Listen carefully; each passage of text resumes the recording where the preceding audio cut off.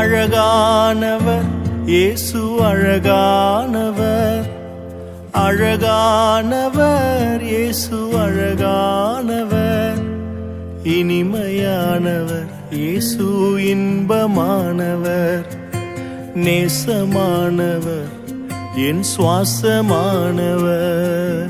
Prayer warriors ministry இன்றைய வாக்குத்தத்தம் YONO அதிகாரம் 2 இறைவார்த்தை 2. பாதாளத்தின் நடுவிலிருந்து உம்மை நோக்கி கதறினேன், என் குரலுக்கு நீர் செவி கொடுத்தீர். அன்பார்ந்தவர்களே, இந்த நாளில் நம்முடைய துன்பமான நேரத்தில் எங்கிருந்து நாம் ஜெபித்தாலும் இறைவன் நமக்கு செவி கொடுக்கின்றவராக இருக்கின்றார்.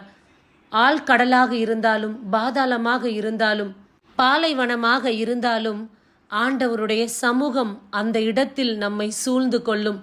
அவர் நமக்கு பதில் தரக்கூடியவராக இருக்கின்றார். நம்முடைய குரலுக்கு செவி கொடுக்கிறவராக தேவன் செயல்படுகின்றார். நான் இந்த இடத்திலிருந்து ஜெபித்தால் இறைவனுக்கு கேட்குமா, அவர் எனக்கு பதில் கொடுப்பாரா என்ற கேள்விக்குறியே வேண்டாம். நிச்சயமாக ஆண்டவர் பதில் கொடுப்பார். எங்கிருந்தாலும் நமக்கு செவிசாய்க்கிற தெய்வமாய் இருக்கின்றார். இறைவனை மட்டும் நம்புவோம், தொடர்ந்து ஜெபிப்போம். நிச்சயமாய் இறைவன் நம்மை விடுவித்து காப்பார். ஆமேன். God bless you.